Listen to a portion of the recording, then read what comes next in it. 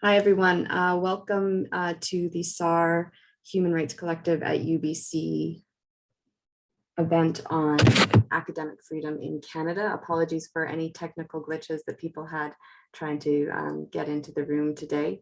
A little bit about the SAR Human Rights Collective here at UBC. We focus on student-led research and advocacy in partnership with SAR and SAR Canada in this instance. Today's project, we'll be having students present their work that they've been completing over the entire semester. They were tasked with gathering and comparing the academic freedom policies across over 20 higher education institutions in Canada.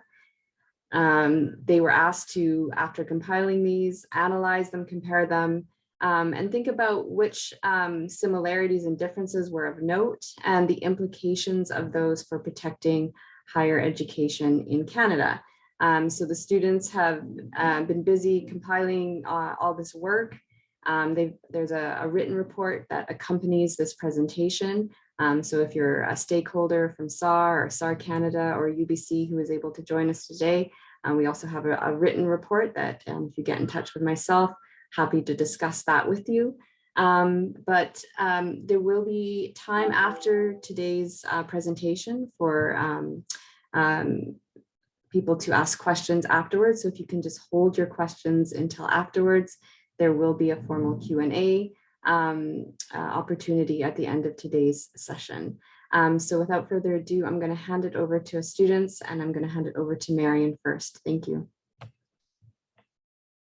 Hi, everyone. Thank you for joining us today. So I will be starting the presentation with a land acknowledgement. UBC Vancouver is located on the traditional, ancestral, and unceded territory of the Musqueam people. The land it is situated on has always been a place of learning for the Musqueam people, who for millennium have passed on their culture, history, and traditions from one generation to the next on this site. As a student scholar activist group, it is important to acknowledge that we are settlers who have learned, researched, and advocated for the protection of human rights on traditional, ancestral, and unceded land. This advocacy would be inadequate without acknowledging and reflecting on the meaning of the lands which we are situated on, as well as the people. You may wish to reflect on the territories that you are joining us from, and this website is a great tool to do that. I will be putting it in the group chat if you want to check it out. Next slide, please. So like Dr. Peterson mentioned, we'll be presenting a comparative analysis of academic freedom in Canadian higher education. Next slide, please. So this is the team that will be presenting. We are third and fourth year students comprised of mostly political science, international relations, and philosophy majors. Next slide, please. So today's outline will give a brief introduction on the topic first, then a comparison of the different definitions there are of academic freedom in different universities. After that, we will explore what academic freedom focuses on, and then how it is separated from freedom of expression and from harassment and discrimination. And then we'll be giving recommendations and a conclusion. Next slide, please. And I'll pass it on to Alan. Thanks, Marion. I'll do the introduction then. So in recent years, the term academic freedom has become somewhat of a loaded concept. Many actors have debated over what the exact definition of academic freedom is, hence why a widely accepted definition remains under contestation. Whether it be universities or university-adjacent union groups, each organization has defined their own concept in terms of academic freedom, leaving the broader field unfocused on what academic freedom's exact parameters are. Are students included, or is academic freedom solely reserved for professors or faculty members? Additionally, there is the challenge of the overlap between freedom of expression protections and academic freedom. In many cases, the debates surrounding academic freedom are most intensive within this overlap. So our project with SAR Canada aimed to clarify these questions. Next slide, please. To do so, we've completed a comparative analysis across more than 20 institutions associated with SAR Canada. Our dimensions of comparison are as listed below. First, we will be comparing the definition of academic freedom across these organizations. That will mean looking at where, broadly speaking, these universities are drawing from in creating their definitions and what are some key terms that appear again throughout. Secondly, we will be examining the focus of academic freedom. This includes questioning within each institution who has access to academic freedom, and also what activities are included under this umbrella. Third, we'll be looking at whether there is a separation from freedom of expression when it comes to academic freedom. And finally, we'll be looking if there is indeed also a separation from harassment or discrimination policies. Next slide, please. In addition to the dimensions of comparison, we also conducted our analysis in reference to region. We divided the 23 SAR Canada institutions into 5 regions as seen here: National, Quebec, Central and Ontario, Atlantic, and Western. I will now pass it onwards to Jayrin to cover the section 1, the definition of academic freedom. Sure, thank you, Alan. So we can begin with the first section of our research on the definition of academic freedom. Next slide, please. So what is academic freedom? Our research found out that there were 2 prominent definitions of academic freedom that were widely used and cited by various Canadian universities. So the most prominent and well-known definition of academic freedom comes from the UNESCO's recommendation concerning the status of higher education teaching personnel that was published in 1997. So this recommendation defines academic freedom as the right without constriction by prescribed doctrine to freedom of teaching and discussion, freedom in carrying out research and disseminating and publishing the results thereof, freedom to express freely their opinion about the institution or system in which they work, freedom from institutional censorship, and freedom to participate in professional or representative academic bodies. Similarly, the Canadian Association of University Teachers policy statement follows the footstep of UNESCO's definition. So they reiterate the UNESCO's definition, as well as explicitly stating that all academic staff members have the right to academic freedom, and also that institutions have a positive obligation to defend the academic freedom rights of members. However, that being said, it is worth noting that while Canadian universities take notes from the definitions, they still have the freedom to interpolate differently. So in other words, there's no universal definition of academic freedom. Academic freedom is still a highly contested and ambiguous subject that leaves every university a freedom to interpret differently, which leads us to examine distinct points that were commonly made by several different universities. Next slide, please. So the first point that we found was about the ambiguity surrounding the term prescribed doctrine. So the term prescribed doctrine comes from the UNESCO definition that I just mentioned, which defines academic freedom as a right without constriction by prescribed doctrine. And our research found out that 9 out of 23 Canadian universities include this specific term in their definition. So Memorial University, University of Guelph, and University of Alberta mentions the term without deference to prescribed doctrine, while University of Toronto, Simon Fraser University, and Queen's Universities uses the word reference. 2 Francophone universities that mentions the term prescribed doctrine, which were Université de Montréal, Université de Québec à Montréal uses the phrase without being obliged to adhere to a prescribed doctrine. And last but not least, McGill University, while not directly mentioning the term prescribed doctrine, uses the phrase political or disciplinary orthodoxies. However, that being said, it should be mentioned that the term prescribed doctrine is a highly ambiguous term in itself. So according to Cambridge Dictionary, doctrine refers to a belief or set of beliefs, especially political or religious ones, that are taught and accepted by a particular group. But what do they mean by a belief of a particular group? Could it be, say, a public opinion of the majority against a handful of minorities, or vice versa? So ultimately, it can be argued that the term prescribed doctrine is a highly obscure wording that may create a loophole that enable potential abuses in the realm of academic freedom. I'll now hand it over to Marion, who's going to discuss the rest of the points that we found out. Thank you, Jan. So like Jan mentioned, the definition given by the Canadian Association of University Teachers does give a strong framework for the Canadian universities to create their definitions from. But we did see that the absence of an official signed document gave a few universities a chance to put their kind of own spin to the definition by adding terms out of the ordinary framework in order to define academic freedom. However, the lack of explanation or context given to these additions only leave us to infer what the intention of the university were, and leaves a lot of room for the faculty and student body to give their own interpretations. So for example, in the case of the Université Laval, we saw that they added the right to discuss to their academic freedom definition. So we questioned that a lot, and we were wondering if it's a valorization of individual academic freedom and freedom of expression over collective academic freedom, or can individual and collective rights work alongside each other in a respectful and mindful manner? It seems to grant individual rights to express opinions and also exchange ideas with others. However, the definition did not set boundaries to that exchange. For example, in the case of the University of Victoria and Simon Fraser University, they added the rights to challenge society, and again, many interrogations arise. So for example, what critique, opinions, or positionality are considered a challenge to society, and under what criteria can one's voice be considered a challenge to society? Next slide, please. There was an interesting and unique case in the case of Université de Montréal, who defined academic freedom as a freedom that exists within values of inclusivity, diversity, and equity at a pluralistic university that is determined to fight discriminatory or hurtful behavior on its campus and in classrooms. It is one of a kind. It's the only university that made a point to do that.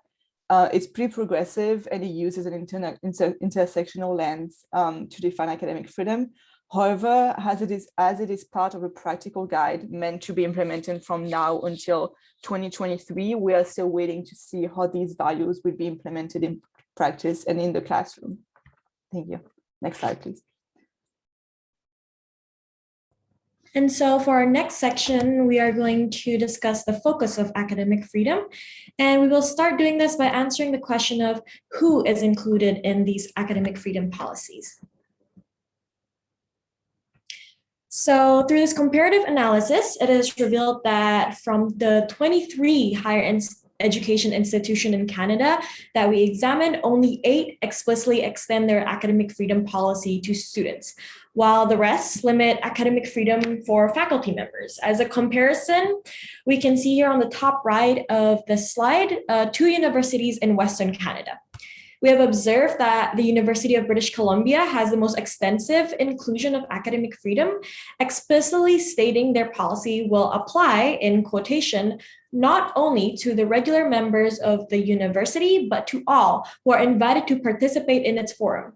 In contrast, Simon Fraser University states their academic freedom policy in their collective agreement, and every clause in that agreement is directed to, in quotation, academic staff.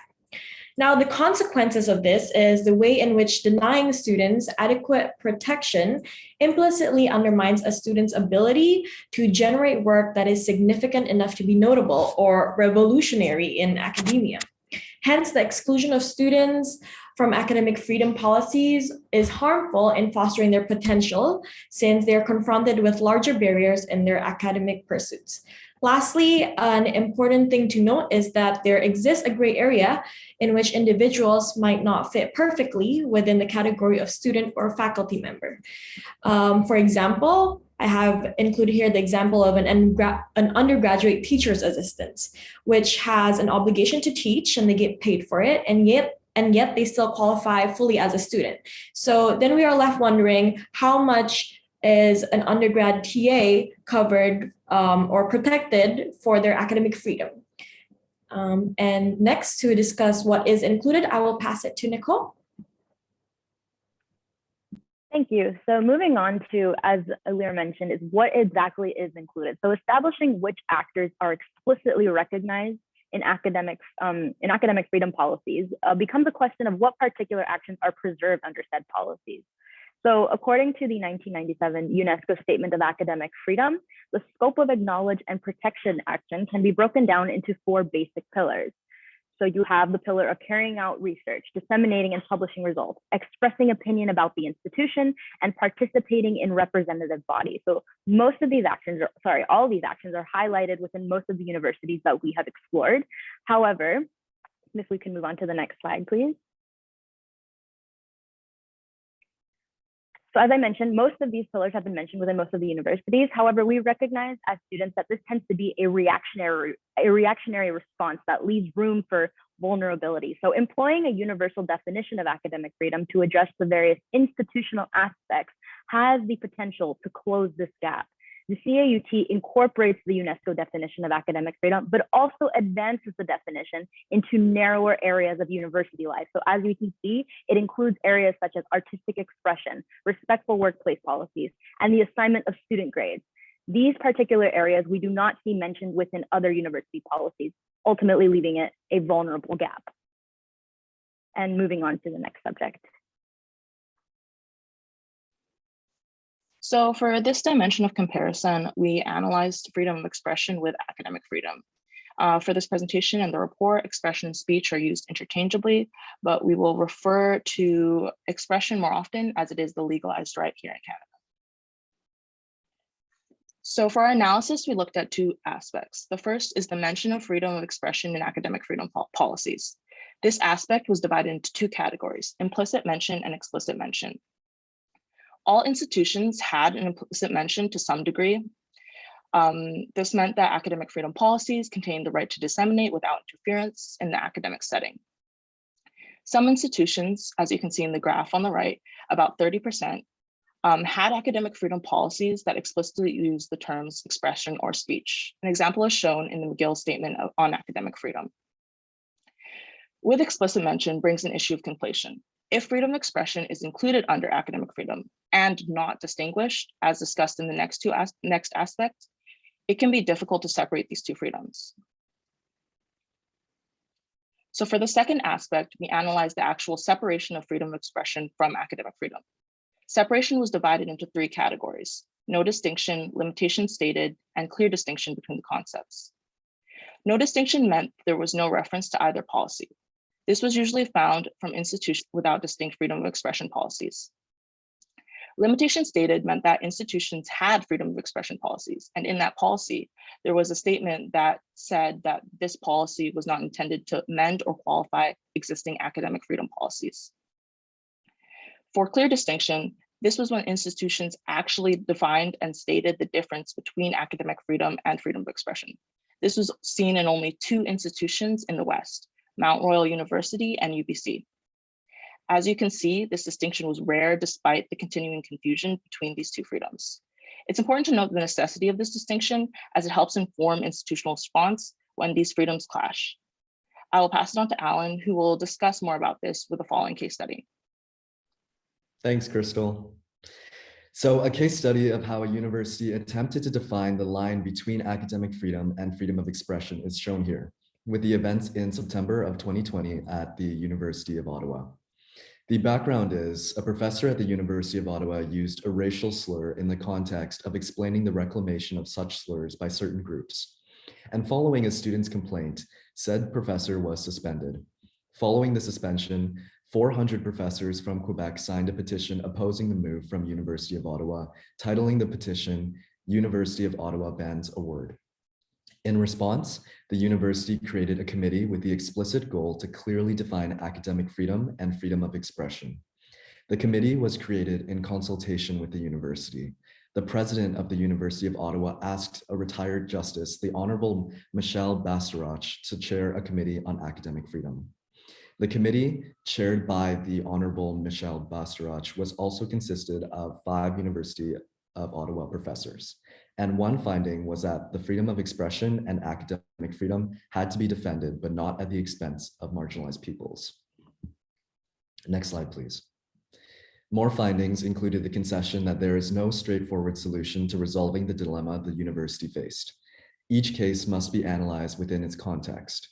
However, the report, when attempting to define the line between academic freedom and freedom of expression, actually did not take an authoritative stance and did not list how the university itself defined this delineation between the two concepts. Instead, it cited other cases, professors and faculty members, and their respective views on academic freedom and freedom of expression.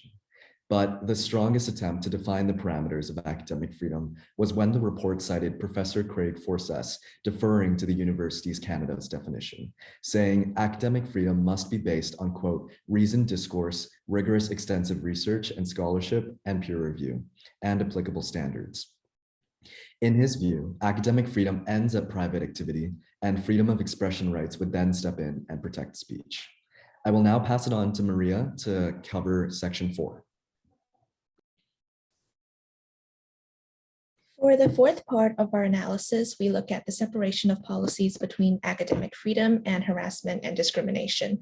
The reason we included this report of comparison is because we found during research that there is sometimes an overlap between academic freedom and harassment and discrimination, and that sometimes the policies for the two are not distinctly separated. For example, that they are included in a single article or policy section together and can be mistaken for the same topic.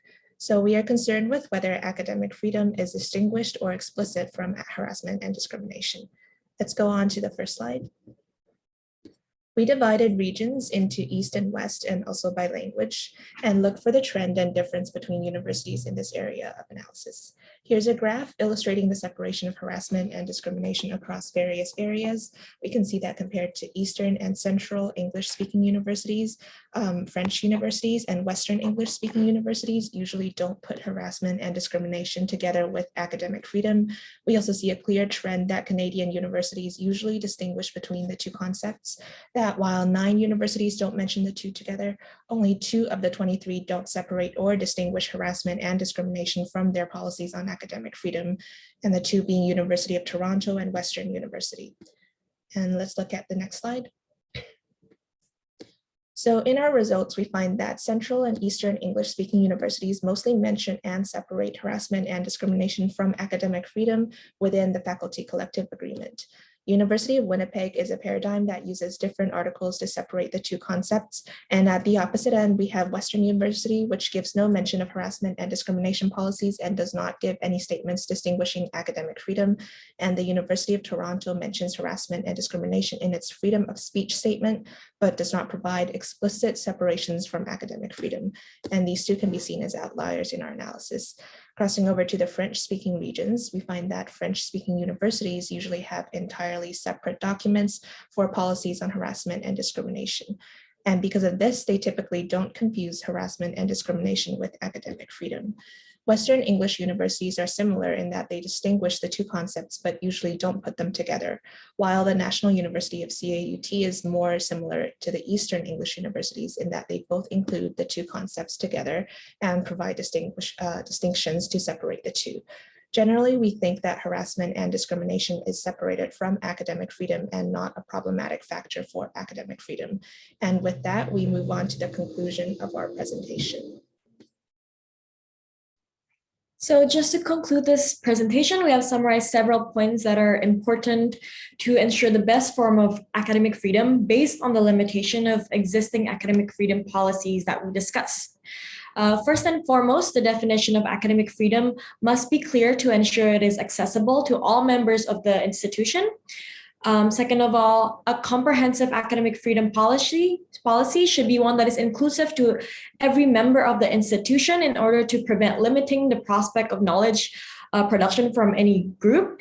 And just to add into that point, I would like to say that this project itself, run by 6 undergraduate students, should be evidence that we as undergraduate students are able to produce work that is useful, that will end up beyond just the professor's table. And so we are true advocates for academic freedom being very inclusive and extensive to students. Moving on, we have deduced that it is also important that academic freedom is distinguished from freedom of expression to inform institutional response when these freedoms clash. And lastly, academic freedom policy should also remain distinguished from harassment or discrimination policies. As for future research, it could focus more on analyzing case studies that can inform individual institutional policy weaknesses. Thank you everyone for listening to our presentation.